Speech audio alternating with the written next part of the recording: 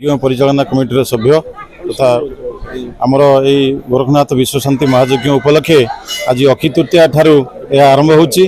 चलित मास 17 तारीख पर्यंत चलो। या भितर आम आज अक्षय तृतीय प्रबल जनसमागमर आशा रखीचु एवं श्रद्धालु मैंने आसी महाप्रभु कृपा लाभ करूँ ये आमर प्रार्थना। सारा ओडिशार भक्त मैंने आसतु आम से मंदिर परिचालना कमिटी तरफ तथा ओडिशा सरकार तरफ आम सुपरिचालना निमंते बंदोबस्त निमंते खाद्यपेयर प्रत्येक खाद्यपेयर व्यवस्था करा जायछि। जलपालन व्यवस्था अच्छी से आसी आज 10 तारीख रु 17 तारीख पर्यंत यार सुजोग नियंतु प्रभुंकर आशीष कृपा लाभ करूँ। आमर 14 तारीख रे आमर जेएसडब्ल्यू पारादीप जेएसडब्ल्यू तरफ एक जलपालन व्यवस्था करा जायछि। पाखापाखि प्राय 50,000 लोकन पई या जलपालन व्यवस्था करा जिवो। आमर लोक मानकर आमोद प्रमोद पई एक मीना बजार व्यवस्था करा जायछि। एक अपेरा मध्य लोक मानकर पई परिवेषण करा जिवो। लोक माने आसी यार सुजोग नियंतु ठाकुरंक आशीष कृपा लाभ करंतु एवं प्रत्येक आमर प्राय पाखापाखि 2-3 हजार लोक जेते हेबे सेमानन पई मागणारे भगवान को प्रसाद व्यवस्था भी करा जायछि। एवं आपण मानकर एथि निमंते आपण मानकर सहयोग एवं तथा सबु मीडिया भाई माने स्थानीय प्रशासन सरकारी प्रशासन राजनैतिक दल स्थानीय शुभेच्छु समस्तंकर आम सहयोग कामना करी आपण मानठु विराम नउछि। निराकारो निर्विकल्पो निरामय अगम्य गोचर लक्ष्य गोरक्ष सिद्धवंदित विश्व तेजो विश्वरूप विश्ववन्द्य सदाशिव विश्वनामा विश्वनाथ श्री गुरु गोरक्षनाथ नमस्तुते।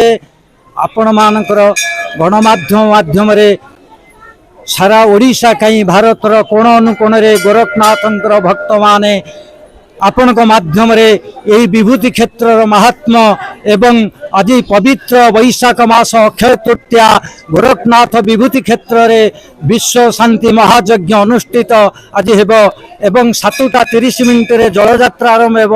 7 दिन धरी यही पीठ रे महाप्रभुंकर विश्व शांति यज्ञ पई 33 कोटी देवतांकर आहुति प्रदान करा दिवो। अनेक भक्त माने यही दिन को यही तिथि की अपेक्षा करितांती। यही पीठ रे रुद्र एवं नारायण गोरखनाथ हेले स्वयं रुद्र यज्ञ नारायण आविर्भूत हेब। यही पीठ पवित्रमय उठिब। गोरखनाथ प्रति भक्त मानकर जो अखंड विश्वास रही अछि मनुष्य मान मध्य विज्ञान हो ज्ञान हो सबुथिरे असफल हेला परे महाप्रभु विश्वासर देवता गोरखनाथ हेले विश्वासर देवता। जे कोनसी हड़ाहड़ साप विष कामुड़ी साप कामुड़ी थाउ बा जहा किछि रोग व्याधि होई थाउ अपुत्रिक माने यही पीठ रे यही पवित्र वैशाख मास रे यही यज्ञ क्षेत्र रे मानसिक करी तांको मानसिक पूर्ण होई थाए। एवं विशेषत्व हैला वैशाख मास अक्षय तृतीया हैला सत्य जुगर आरंभ दिन। गोरखनाथ महाप्रभु विश्व रे सत्य शांति दया क्षमा प्रतिष्ठा पई जन कल्याणर मंगल कामना पई निजे निज गोरखनाथंकर निर्देश रे यही यज्ञ अनंत काल चली आसुची एवं चलिबो। समस्त भक्त मान को मु गोरखनाथ पूजक दिलीप कोर पंडा अनुरोध करुची यही जो दिव्य दर्शन यज्ञ दर्शन गोरखनाथ महाप्रभुंकर अपूर्व कृपा लाभ करिया पई समस्त भक्त माने यही विभूति क्षेत्र रे उपस्थित ही महाप्रभुंकर गोरखनाथ दर्शन सहित विश्व शांति महायज्ञ जो यज्ञाहुति अपूर्व दर्शन लाभ करिवे यही मोर प्रार्थना। जय गोरखनाथ।